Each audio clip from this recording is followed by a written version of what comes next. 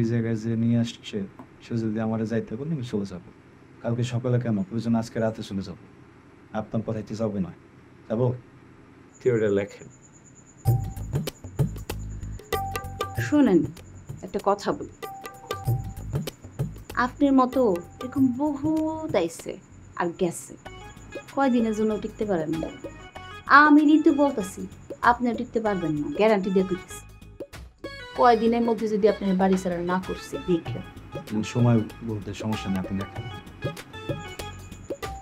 ঠিক আছে স্যার, ঠিক জানেন আপনি যে একজন অসম্ভব নির্লজ্জ বেহার মানুষ। জানি পুরুষ মানুষের লজ্জা সেরকম থাকতে হয় না, লজ্জা নারীর ভূষণ, অন্যরা ঠিক করে।